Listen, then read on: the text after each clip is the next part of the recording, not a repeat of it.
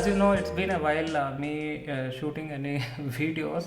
It's almost a couple of months over. That is because I was in the process of shifting my house, and I thought let me take a break, and along with that office stuff and kid and things like that. So now that I have settled down, I thought let me restart the journey, and I can shoot now comfortably again, videos which will be as usual informative as well as insightful. Okay, so I found across an interesting news update in Foronex. As you can see here, the news update, this came sometime in 21st December, so just couple of days ago. See, the news update is about Linux strcmp for the MIT 68K has always been broken, and something like that. So this sometimes I do discuss things like that with my students, especially who are very new to kernel development, and any students who join for driver development and stuff like that. Because as I always say, if you work in device drivers, it is a part of Linux, kernel development. If you do in a platform like Linux, okay. So if you are very new understanding kernel development, and you worked most of the time in user space system programming in C or C++, then there are few things you fundamentally need to learn. As I always say, kernel development is a completely different way you approach things, and unfortunately you read anywhere or you see any examples, they start with kernel modules, but as I say, it's not the place you start. You need to start with the overall kernel source itself. See, if you break down this thing, what they say is the strcmp API of that processor has some issue. So that's what is the news update. And as I go through this article, they mention that it has it's kind of not well done from the beginning, and it has some performance issue or something like that. As you see here, it is broken, and it is not deleting the optimization, fall back to the current generic strcmp and stuff. So they are telling that if something fails, which is the Motorola 68000, which is also written as M68K. So that's what is the processor. So what they are saying is, since it is broken, if something happens, it is using the generic strcmp. See, this is where, unlike you do in user space programming, if you call any APIs like this, from libraries like stdio.h and stuff like that, as you include, the APIs what you get in user space development have been added as through these libraries, but in the case of kernel space development, these are part of kernel itself. So there is no third party library like user space. And what they do is APIs like memcompare and strcpy or strcmp or memreplace and such APIs, even memmove and such APIs. These are very critical fundamental APIs where you write any stack in the operating system, in the kernel space. You may need to use this fundamental APIs, just like the way you use in user space coding as well. But in kernel space, these APIs are written within the kernel itself. So there is no third party library, and these APIs you can find actually a source code of these APIs. And furthermore, in the kernel, interestingly, some of these APIs are also written with inline assembly, so that it is well optimized for that specific hardware platform. Okay, so the news article, it says that that processor specific port has an issue, so it is falling back to generic strcmp. So I can explain this in a different way. See, what happens is, let's just put it this way. In user space code, here is your code. Say, let's put it in this color. Here is your source or code, and you will have a generic these third party libraries, right? Okay, or we can just say library. And what happens is, when you compile the code, you get the code, and these libraries are going to be dynamically linked like an SO file or stuff like that. Either you can link them statically, dynamically, doesn't matter, but eventually you get this APIs through this library. So when you do this APIs like memcompare, CMP, str, CMP, APIs like that you get from libraries. Okay, versus in kernel space that is not the case. In kernel space, let's imagine this is your whole kernel source code. Okay, so let's imagine this is your whole kernel source. In the kernel source you will find various various, I can't say modules, various various we can say like modules. Okay, where one takes care of memory management, one takes care of like obviously like the core OS functions like IPC and file system, networking, and stuff like that. You get this typical picture, Linux kernel architecture. You get the same picture from various books, let it be LDD or kernel internals and stuff. So what I meant is this, as you see here, something like this. So these are various subsystems. I mean, rather than modules, you should call them as subsystems. These are various subsystems, as you see here. Okay, when it comes to process management, you have these things underneath, and process management deals how to utilize your hardware resource, in this case a CPU. Same way, memory management, it is another subsystem, and you have this memory management, or you will find in the source code as MM and such notation. So the memory management, eventually it tells the operating system how to use a resource like RAM and so on. File system is about your storage. File system, sometimes you can also use RAM mounted file system. So RAM can be even linked to this file system calls actually. Same way, device drivers, you have various emulation and stuff. So again, it can be a physical device, virtual device and stuff like that, and so networking and other subsystems. So these are various subsystems.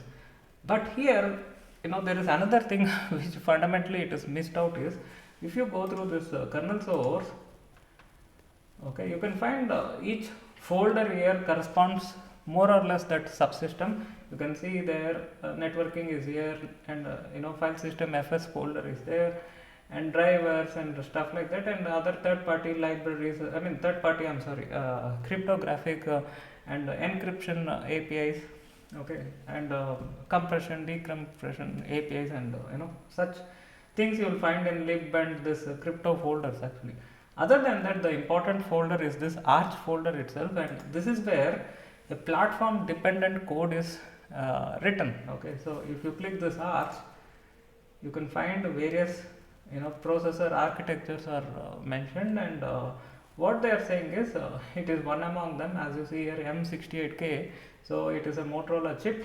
In this chip, the strcmp call is broken. That's what is the news update. So we can even go here and search strcmp, and we can locate which is the API which they are talking about, because there are many you will find, as you see here, right? Different architectures have the same strcmp. These are the header files, and if you scroll down, you can also find that .c files which has the implementation of string compare. Okay, so you can scroll down, we can search for M68K, and you can see there, this is inside this include asm string.h. so this is that header file.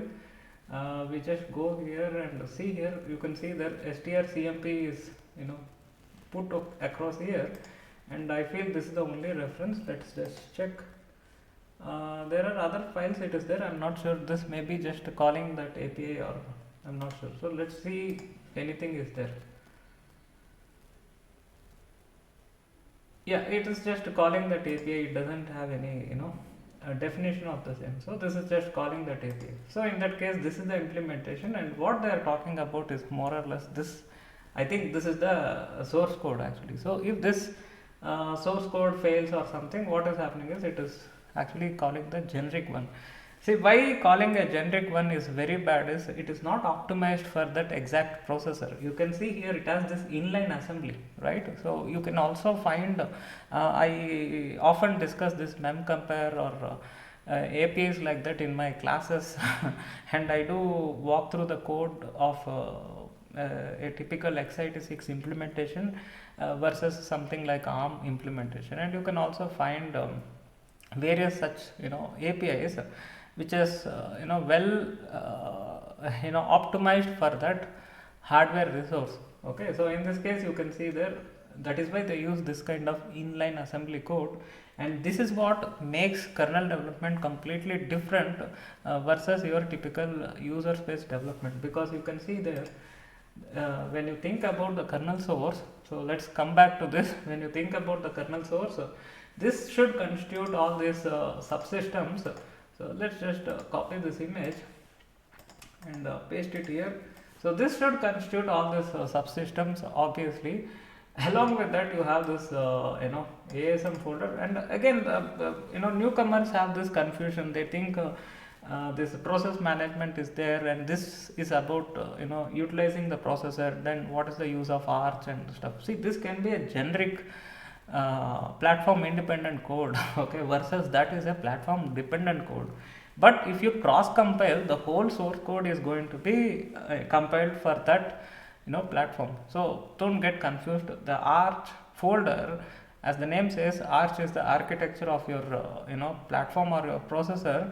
The Arch folder is meant for getting all this other dependent code specific to that architecture, and you finally cross compare with your build tool chain and then it is going to get your binaries which is compiled for that specific hardware. Okay, so that's what it is. Hence, apart from this, you can think this way. Let's put this way. You have this Arch folder. Okay, inside the Arch folder you have all those library equivalent APIs in the kernel source itself. So there won't be any third party stuff. In the user space it is like this, versus in the kernel this is a part of this kernel source itself. So it is going to be all inclusive, and if you compile the whole full kernel, it is going to compile all this stuff, and you are going to get a compiled kernel binaries. Okay, so which includes VM liners and as well as all those kernel modules .ko files. So that's what you get it. Hence you can see there, these are the APIs which are platform independent, and that's what they meant. And we can quickly see, if we are lucky enough, even that memcompare API, which I often show to my students actually. See, we check this x86 variant, not this place, let's see this, not this, string.h,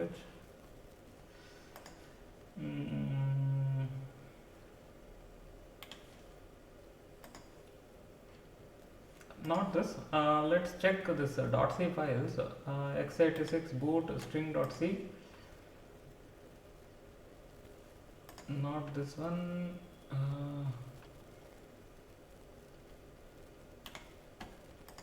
This is for ARM.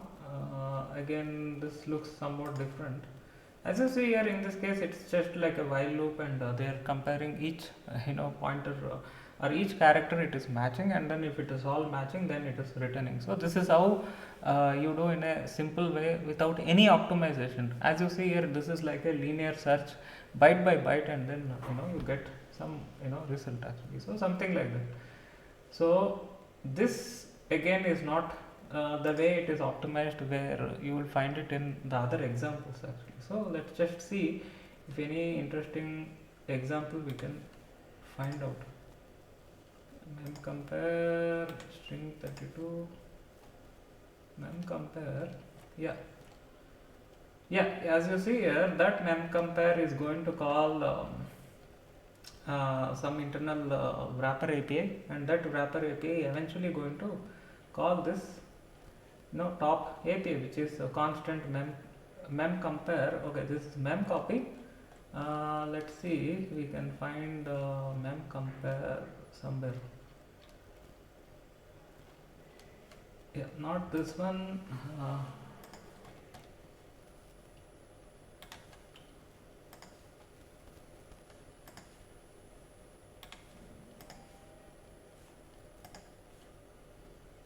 since there are various variants are there, it is always going to be a struggle finding the exact one.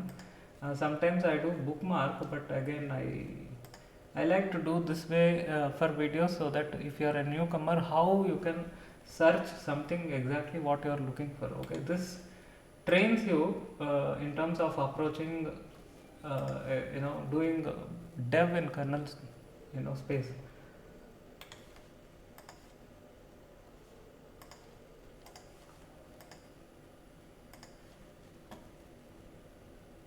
Yeah, mem compare and constant mem copy.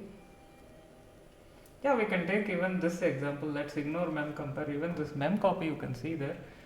And in that case of mem copy, in case if you are doing a binary copy from one buffer to another buffer, you can see there, in case if the size is 1, it is actually a buffer with just 1 byte. Okay, so in that case you can just typecast to this cache star and you can copy byte to byte, and if it is 2 bytes, which is a buffer with 2 bytes, then you can even do this.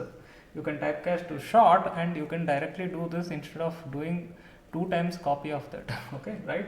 See how optimized it is. If it is 4, then typecast to int, do it in one instruction, and so on. If it is 3, then repeat it with combined steps like this. If it is 8, then it is 2 integers. As you see here, they are offsetting with this number, and same way if it is 6, it is 4 plus 2, right? So int and short. So this is how it is optimized for this platform. So you will find this type of logic excessively in that. Sometimes they may do in this way in C, sometimes they may in fact replace this with some inline assembly and stuff. So this is one of the major aspect you should learn as you begin your transition from simple user space system programming to kernel space system programming actually. So it's not that you quickly start with some driver. So this is again I tell that just don't jump into that, just appreciate what kernel exactly have, and go through various examples like this, and try to get yourself familiarized with that whole framework. Okay, the whole the whole environment, okay, is the better word to put. So try to get familiarized with the whole environment, because here if you wish to change something, you can change all these even things like this, which is not easy in user space. Okay, so because either you use the library, okay, you don't want to use the library, you want to override, then you need to do in different ways. I have done that in the past. What you can do is perhaps you can go through the source code of that C library and copy that, and then do the modifications and call that API instead of using the library API. So you can do something like that. But in the case of kernel, this is exact API will be called across the kernel references. See, even if you say mem copy, click here and you can see there will be hundreds of references. See, these are various prototypes. After that you have various code implementation, and after that you can see there, these are the referred instances are in totally 69 6,000 or 7,000 files it has been referred. So you can see there. So once you compile something, all of this will be compiled. Of course it is subject to what modules you enable during your kernel build. Hence let's come back to this picture and let's summarize this video. So if you do the development in kernel space, get familiarized with these type of library APIs. Sometimes your code may not work when you do this new board build or porting fresh kernel onto your new board. Check all these fundamental library APIs. If they have any bugs, don't trust anything as it is, just check yourself that all these things comply, and then see that this error what you are getting could be because of this silly API porting of this fundamental API. Because if this is screwed up, imagine the whole kernel will be using this common library. Okay, same thing happens in user space, but in the user space, since this has been seen by millions of people, and it is as always user space is different in the case of Unlike in the case of kernel space, this is done by themselves. We just compile only our code, and we dynamically link. It will dynamically link to this library, and it will run in the runtime. But it is not the case in the kernel space development. So take care of all these things, so that you don't get any sort of deal with unknowns. Okay, it's just reading books is fine, but these are various things you need to cover in order for yourself to equip to start your journey in kernel space development. So hope this video is useful and insightful. So if you have anything to discuss, be in touch via mail, or you can also ping me in LinkedIn, sometimes even in WhatsApp, or if it is a very small query, you can discuss in YouTube comments. So thanks a lot for joining me. Stay tuned. Have a nice day. Bye bye.